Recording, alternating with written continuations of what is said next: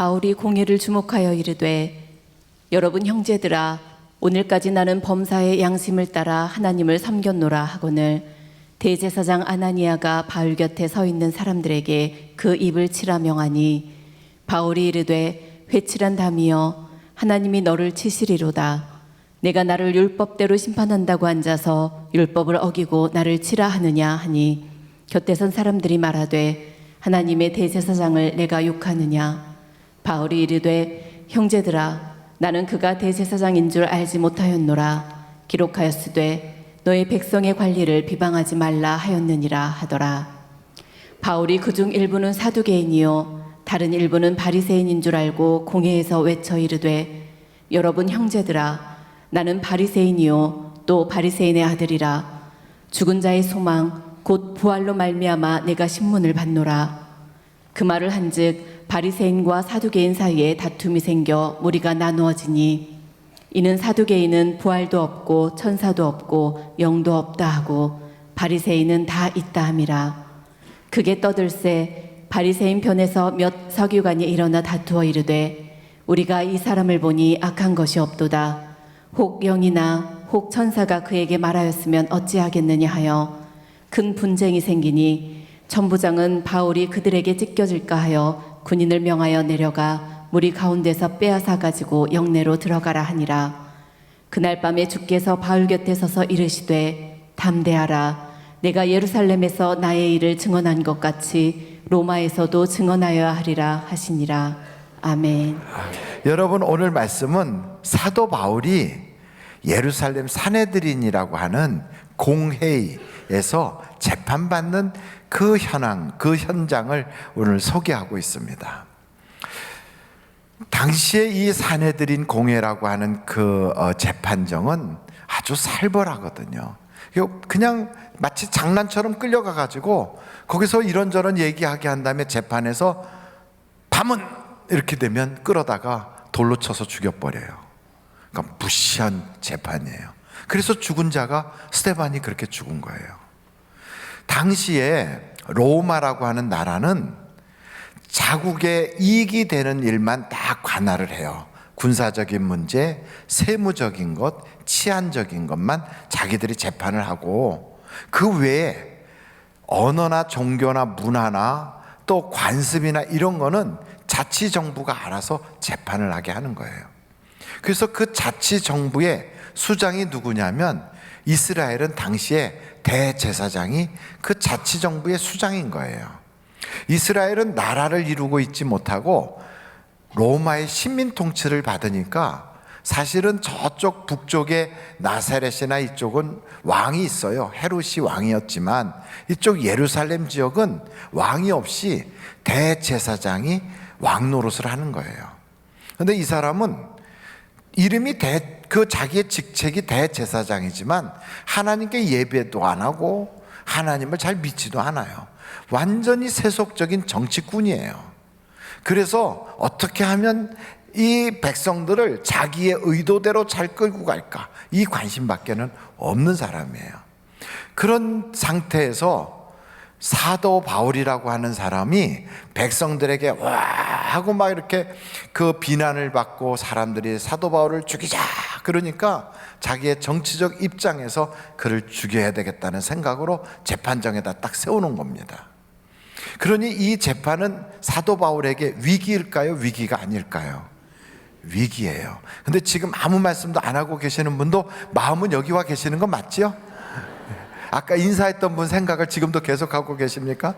예, 그래요. 위기는 이렇게 장난처럼 와요. 어떤 때는 생각지도 못했던 어려운 일이 그냥 툭 하고 생기는 거예요. 그래서 그 위기를 맞이할 때 미리 준비하고 있다가 하면 그걸 잘 지나치고 혹은 그걸 피해가고 그걸 이길 수 있는데 예상하지 못한 가운데 갑자기 위기가 탁 오니까 얼떨결에 하다 보니까 더 인생이 꼬이고 문제가 심각해질 때가 있다고요. 여러분 요즘은 나라의 정치도 참 어렵고 경제도 힘들고 그리고 그렇게 세상이 어렵다 보면 개인과 개인 사이도 마음이 부드럽지가 않고요 날카로워지거든요. 그래서 조금 뭐라 그래도 자기 그 일을 지키려고 자기의 권위와 자기의 자존심과 자기의 삶의 어떤 이익을 지키려고 예민해져 있거든요. 그래서 사람들이 웃어도 그게 웃는 게 아닐 때가 많아요. 그리고 자칫하면 그냥 쉽게 공격을 당할 수도 있어요. 그러니까 얼떨결에 공격을 당하고 문제가 생기고 이런 일이 발생을 하게 된단 말이에요. 혹시 여러분도 그런 일이 생겼다면 오늘 이 사도 바울을 도우셨던 하나님의 도우심을 통하여 싹 해결되기를 간절히 바랍니다. 근데 이 사도 바울은 그런 일에 어떻게 이것을 해결해 나갔는가? 이 사도 바울이 그걸 해결하는데 사도 바울이 보는 순간 지혜가 딱 떠오른 거예요. 아하, 이 사람들이 배가 둘로 나눠져 있구나. 그래서 한쪽은 바리새파고 한쪽은 사두개파구나. 둘이 이 사람들이 다 같이 한 공회원으로 있긴 하지만 사실은 이 사람들끼리도 하나가 아니구나. 그래가지고 사도 바울과 그 공회원들 간에 갈등을 유발을 시키지 않고 자기는 쏙 빠지고 그 공회원들끼리 다투게 만든 거예요. 그래가지고 뭐라고 얘기하냐면 나는 바리새인의 아들이고 내가 바리새인이다. 내가 이 자리에 선 것은 부활이 있다는 이야기 때문에 내가 여기에 재판에 섰다. 이렇게 얘기한 거예요. 그랬더니 바리새인들이 갑자기 사도 바울에 대해서 죽이려면 이렇게 생각하고 있다가 우리 편이라고? 그 생각이 탁 달라진 거예요. 그래? 부활 때문에 재판받아? 있을 수 없지. 그래가지고 그 사람들이 막 의기가 분천해서 일어나서 천사가 그런 얘기를 했을 수도 있고 아니 그런 하나님의 계시가 있을 수도 있고 그 부활이 사람이 죽으면 부활하지 그럼 사람이 죽으면 끝인가? 막 이래가지고 그는 죄가 없다 막 이렇게 나온 거예요. 그랬더니 사두개파들은 부활을 안 믿거든요. 이 사람들은 천사도 안 믿거든요. 그러니까 이 사람들이 아니다 그는 죄인이다 하고 막 자기들끼리 싸운 거예요. 그러다 보니까 서로 싸우다가 화가 나니까 막 한쪽에서는 바울을 막 멱살잡이해서 끌고 가면서 야 말 똑바로 해 막 끌려가고 이쪽에서는 아니야 거기 끌려가지 마 이리 와 하고 하다 보니까 양쪽에서 막 옷이 찢어질 지경이 돼갖고 사도 바울이 찢겨 죽게 생겼어요. 그러니까 옆에서 구경하던 천부장이 군대를 동원해서 가서 사도 바울을 구원해낸 거예요. 여러분 이런 지혜는 누가 주실까요? 이건 학교에서 안 가르쳐요. 지혜는 하나님이 주시는 거예요. 그래서 우리가 인생을 살아가면서요 지혜가 있으면 우리가 명철이 있고 하나님이 총기를 주시면요 배운 것이 부족해도 이 세상의 웬만한 일들을 다 헤쳐나갈 수 있어요. 어떤 사람은 배운 지식은 어마어마하고 학력을 보면 대단한데 그가 말하는 거와 행동하는 걸 보면 우리가 보기에도 왜 저렇게 할까? 왜 사람이 저렇게 미련하지? 이런 생각을 해요. 왜 그런가 보면 지혜가 없어서 그래요. 근데 이 지혜는 하나님이 주시거든요. 어떨 때 하나님이 주시는가?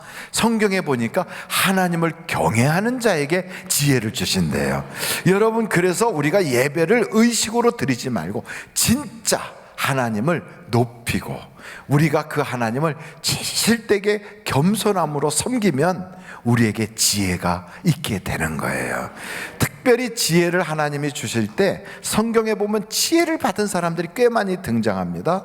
다니엘 같은 사람, 이 사람도 하나님이 지혜를 주셨어요. 그 사람이 어디서 교육을 받았나 보니까 그 왕궁에서 한 2, 3년 교육을 받았어요. 근데 혼자 받은 게 아니고 다른 사람들도 다 받았거든요. 그런데 다니엘이 거기서 특출난 거예요. 왜 특출난가? 성경을 봤더니 하나님이 다니엘에게 지혜를 주셨더라 그래요. 그러니까 여러분 다니엘이 그 지혜를 받게 된 거죠. 그 성경을 보니까 다니엘이 왜 그럼 하나님이 많고 많은 사람 중에서 다니엘이 눈에 딱 띄었는가? 첫째, 다니엘은 하나님 앞에 나는 하나님의 뜻대로 살겠다고 결심을 한 거예요. 두 번째는 이 세상을 살 때 하나님만을 두려워하겠다고 한 거예요. 세 번째는 시간을 정해놓고 기도하는 거예요. 이게 쉬운 게 아니에요. 여러분 우리 예수 믿지만 시간을 딱 정해놓고 기도한다는 거 그거 쉽지 않거든요. 그게 습관이 돼야 돼요. 여러분은 아침에 눈을 딱 뜨면 어떤 것부터 하십니까? 바로 그 순간 딱 눈을 떴을 때 바로 여러분의 침상에서, 침대에서든 혹은 이불에서든 탁 일어나자마자 거기서 무릎을 딱 꿇고 하나님께 기도하는 거예요. 근데 어떤 사람은 기도하다가 쭉 뻗어가지고 제 2차 취침 시간이 되는 그런 사람도 있을 거예요.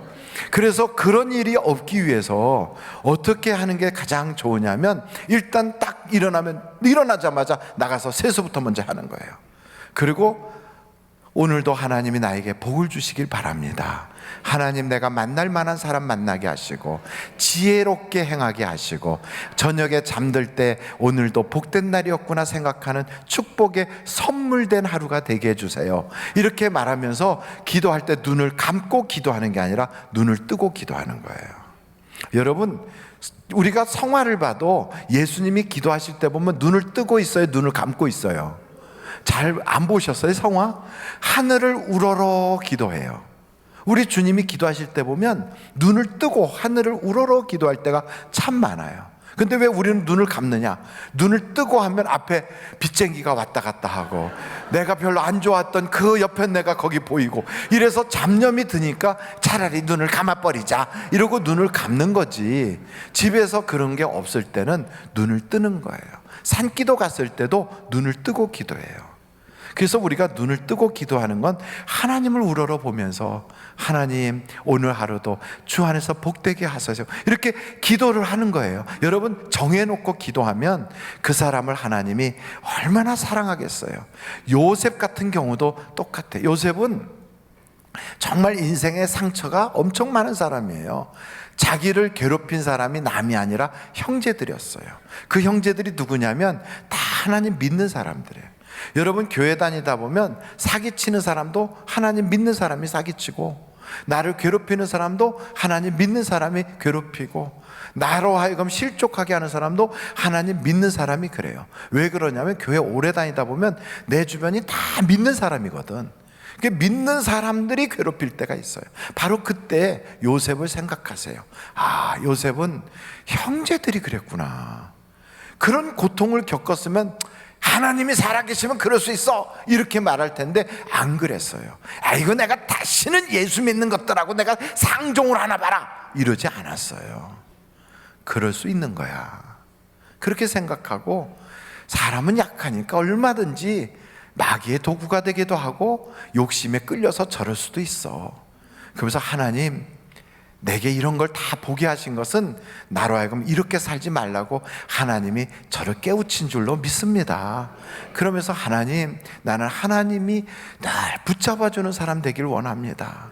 그리고 하나님에게 의지하면요, 하나님이 인생을 살아갈 능력과 지혜를 주시는 거예요.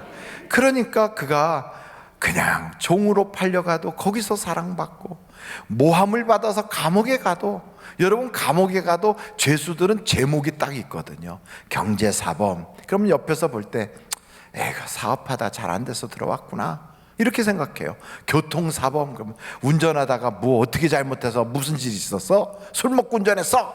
이러면 아, 그게 아니고 건널목에서 에이그 그거 걸렸구만 이러고 불쌍하게 여겨요. 근데 거기 제목 봤더니 부녀자 성희롱하다 걸려 들어왔어. 이러면 그건 가만 안 두는 거지. 뭐 이건 인간이야, 네가 사람이야? 그래서 그 감옥에 가도 거기서 짓밟혀요. 무시당해. 그런데 여러분, 요셉의 제목이 뭘까요? 부녀자 희롱 미수죄. 아, 이거는 치명적이지요. 그런데 여러분, 그런 제목으로 들어간 그가 억울하게 그런 누명을 쓴 거거든요. 그런데 하나님이 그에게 지혜를 주시고 사람들에게 사랑받게 하시고 인정받게 하시니까 거기서 다 자유롭게 모든 사람을 상대하게 하고 또 그 사람들을 섬기게 하다가 거기서 만난 사람, 바로 떡 맡은 관원장, 술 맡은 관원장을 통하여 나중에 바로에게까지 그렇게 추천서가 올라가게 하고, 그 일을 통하여 그가 인생이 확 달라지는 놀라운 은혜를 경험하게 되는 거예요. 여러분, 지혜는 하나님이 주십니다. 어떤 사람에게? 겸손한 사람에게. 그리고 무슨 일을 하든지 하나님을 의식하고 하나님을 두려워하는 자, 하나님께 기도하는 자에게. 여러분, 저도 여러분들이 다 그런 하나님이 주시는 지혜의 소유자가 되시기를 간절히 바랍니다. 근데 오늘 이 말씀을 쫙 보면서 느끼는 것은 하나님이 이렇게 지혜를 주시는 것뿐 아니라 그 순간에 거기에 있는 천부장이 도와주고, 그 순간에 또 나중에 보면 이 사람들이요 마음에 결심을 해요. 야, 오늘 내가 쟤를 죽이려고 했는데 못 죽였어. 내일을 끌어와. 그러면 우리가 걔가 이렇게 들어올 때 사도 바울이 골목을 딱 돌아서는 순간 우리들이 자객을 보내서 찔러 죽여버릴 거야. 그를 죽이기까지는 우리 밥도 먹지 말고 기다리자.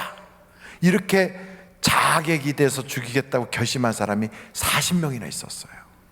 그런 위기 가운데 여러분, 그것을 알게 하는 거예요. 사전에 여러분의 인생의 앞에 함정이 놓여 있고, 또 때로는 그런 실패 위기가 이렇게 딱 있고, 내가 미처 모르고 있는 그런 어려운 일들이 딱 예상될 때 성령님이 내 안에 계시면 이걸 알게 하세요. 사람을 통하여 알게 하시고, 그것을 직감적으로 깨닫게도 하시고, 그래서 이때 하나님이 돕는 자들을 동원하시는 거예요. 한 번도 본 적 없는 천부장이 도와주시고, 로마의 군인들이 막 몇백 명이나 동원돼서 사도 바울을 지키겠다고, 그래서 그 밤에 장군과 마병들이 동원돼서 사도 바울을 긴급 후송하여 총독 관저로 옮겨지거든요. 이런 모든 일들을 보면 우연이란 없어요. 하나님이 내 편 되시면 사람은 우리를 돕는 자로 돌아서는 것을 믿으시길 바랍니다. 그래서 중요한 건 여러분, 어찌하든지 교회에 왜 다닙니까? 이유는 하나예요. 하나님께 복 받으려고 다니는 거예요. 복 받으셔야 되잖아요. 교회는 그렇게 다녔는데 하나도 안 풀리고 지질이 궁상이고 나는 왜 이렇게 억울한가? 그렇다면 여러분, 성령 내게 계시는가 한번 확인해 보세요. 노크를 해보세요. 성령님 내 안에 계시나요? 성령님은 창조주세요. 성령님은요 공허하고 흑암이 가득하고, 그리고 무질서했던 그 태초의 그 험악한 그곳을 수면에 운행하고 다니시는 그 하나님의 영이 그것을 마치 병아리 잉태하듯이 그거를 딱 품는 암탉처럼 그걸 품어가지고 빛이 있으라 해서 어둠을 밝히시고, 그 공허한 곳을 다 채우시고 무질서한 그곳을 질서 있게 만드신 분이 성령님이시라고요.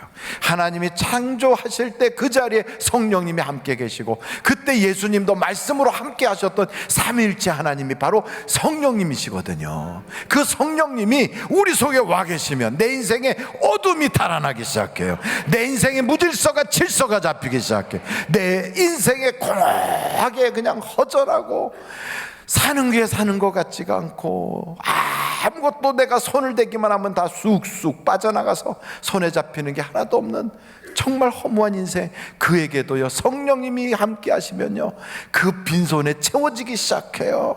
여러분의 인생에 자꾸만 바람 불어서 겨가 날아가듯이 휙 하고 날아가 버리고, 내 인생은 마치 밀가루 넣는 것처럼 어지럽게 막 어지럽다가 정신 차려보면 하나도 남은 것 없이 그냥 여기에 저기에 다 끌려나가서 인생 자체가 억울하고 답답한 그런 인생을 산다면, 성령님 나를 도와주세요. 성령님 내 편이 되어주세요. 성령님 나를 붙잡아 주세요. 그러면 그 성령님이 여러분을 꽉 잡아주시는 그 순간에 여러분의 인생은 채워지게 되고, 어둠은 몰라가게 돼요. 그리고 악한 사단마귀 귀신은 쫓겨나가게 되는 거예요. 자꾸만 인생이 안 풀리는 사람이 있어요. 가정에 가서 자녀들과 가족 간에 정말 화목하게 지내고 행복하게 살고 싶은 그 마음이 가득한데, 집에만 돌아가면 좀 뭐라고 하다 보면 싸움으로 바뀌어. 막 그냥 막 흥분이 되고 막 분해서 막 가슴을 찢어가면서 내가 이렇게 사는 게 아니에요 막 이러면서 억울하게 막 몸부림을 쳐도 대화가 안 돼요. 마귀가 장난치는 거예요. 내 본심하고는 달라. 나는 행복하게 해주고 싶고, 나는 사랑하게 해주고 싶고, 나는 그들로 하여금 정말 우리 아빠 잘한다고, 우리 엄마 정말 좋다고 이렇게 하고 싶은 내 본심은 하나도 전달이 안 되고, 모두가 오해와 곡해 속에서 막 그냥 막 전부 다 싸움판으로 바뀌고. 왜 그렇게 될까요? 왜 인간관계가 그렇게 흩어질까요? 마귀가 장난하는 거예요. 마귀는요, 여러분을 불행하게 만들어. 마귀는 여러분이 울고 땅을 치고 한숨 쉬고 한탄하는 걸 조롱하면서 기뻐하고 있어요. 여러분, 그 마귀의 권세에서 빨리 벗어나야 되지 않습니까? 그러려면요, 내 힘 가지고는 못 이겨요. 성경에 보니까 마귀는 눈에 보이지가 않아. 마귀는 천사가 타락해서 된 것이라 절대로 우리가 이길 수가 없어요. 이 악한 마귀, 내가 망하는 꼴을 보면서 조롱하고 웃고 있는 그 비열한 악한 놈, 내가 가장 연약하고 힘들 때, 내게 도움이 절실히 필요할 때 나를 결정적으로 짓밟아 버리는 그 악한 어둠의 영, 내가요 그거를 이겨버리고 쫓아버려야 되는데 내 힘 가지고 안 돼. 그런데 성경은 그걸 도와주실 예수님이 계시다는 거예요. 그 자리에서 우리를 끄집어 주시겠대요. 우리를 건져 주시겠대요. 우리를 도와주시겠대요. 내 편이 되어 날 대신하여 싸워 주시겠대요. 그래서 성령님을 보내주신다는 거예요. 여러분, 성령 받으시기를 간절히 바랍니다. 베드로 같은 위대한 사람도요, 성령 받기 전에는 밤새도록 고기를 잡아도 한 마리도 못 잡았어요. 예수님 따라다니면서 전도도 해본 적 있어요. 예수님 따라다니면서 귀신도 쫓아본 적 있어요. 예수님 따라다니면서 병 고치는 은사가 나타난 적도 있어요. 그러나 그 베드로가 혼자 나가서 그물을 내리고 또 내리고 베드로 따라서 같은 제자들이 우르르 몰려가서 고기잡이나 해보자 하고 가봤지만 밤새도록 되는 일이 없었어요. 여러분, 인생이 안 풀렸습니까? 되는 일이 없습니까? 교회를 다니긴 다니는데도 나가서 해보려면 사업이 이상하게 다 들어먹어 버립니까? 여러분, 이렇게 답답할 때 우리 주님이 그래요. 배 오른편에 그물을 던져라. 주님의 음성만 있으면 우리는 살 길이 열려지는 거예요. 바로 그분이 성령님으로 우리에게 오시거든. 권능이 생기거든요.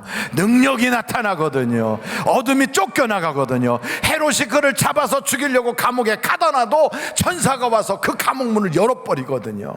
내 인생에 망하게 하려고 온갖 주변 사람들이 나를 막 코너에다 몰아치고 내 인생에 안 풀리도록 마귀가 나를 코너에다 몰아쳐도 하나님이 내 편 되시면 두려울 게 없어.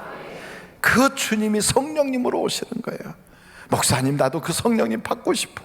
나도 그 성령님이 함께 해줬으면 좋겠어요. 이런 분이 오늘 이 자리에 계시다면 성경에 보니까 구하는 자에게 성령님을 주신다는 거예요. 구하라, 그리하면 주실 것이고, 찾아라, 그러면 얻을 것이고. 내 인생 끝났는데 뭐 이제 와서 무슨 도움이 되겠어, 나는 그냥 죽었으면 좋겠어, 이렇게 말하는 그 사람도 포기하지 말고 문을 두드려라. 빚이 몇십억 있어도 괜찮아. 그렇게 빚을 질 수 있는 것도 능력이거든요. 여러분, 아무한테나 빚을 줍니까? 대한민국의 최고 빚쟁이는 삼성가가 최고 빚쟁이일 텐데. 그러니까 그런 거 걱정하지 말고, 죽으면 빚 안 따라와, 걱정하지 마. 그러면서요, 하나님이 다 해결해 주실 거 믿습니다. 그리고요, 주님 앞에 문을 두드리는 거예요. 죄야, 문 두드리라고 했지요. 두드리는 거예요. 어떤 분이 저한테 그러시더라고요. 하늘비전교회는 교회가 항상 24시간 문이 열려 있어서 제가요, 여기 와서 기도했거든요. 하나님이 제 기도에 응답 주셨어요. 그러면서 그분은 어느 학교의 부총장이라고 그러시더라고요. 그분이 기도 응답을 받았대요. 학교 땅 때문에 건달 깡패들이나 그 조직패들이 와서 얼마나 괴롭혔는지 모른대요. 그런데 그게 법적인 문제가 싹 해결됐대요. 여러분, 하나님께 간구하면 하나님은 역사해 주시는 하나님이세요. 그 하나님이 살아계시거든요. 그러면서 성경에 보니까 떡을 달라는 자식에게 돌멩이 줄 자가 누가 있느냐, 생선 달라는 그 아들에게 어떤 아버지가 뱀을 갖다 주겠느냐, 구하는 자에게 좋은 것 주지 않겠느냐. 그러면서 그 좋은 게 누구라고요? 성령님이에요. 성령을 주시지 않겠느냐. 여러분, 성령님이 오시면 우리의 인생에 내가 하지 못하던 일들이 이루어지기 시작해요. 그 주님이 오시면 나에게요, 딱 느끼게 해요. 가지 말아야지. 딱 막혀요. 아, 저기로 가면 하나님이 도와주시겠구나. 역사가 나타나요. 이런 일들은 우리 교회 안에 간증이 끊임없어. 여러분, 이런 간증에 여러분도 동참하셔서 하나님이 살아계시다고 말할 수 있는 축복의 통로, 예수님의 증인들이 다 되시기를 예수님의 이름으로 축원합니다. 기도하시겠습니다. 하나님.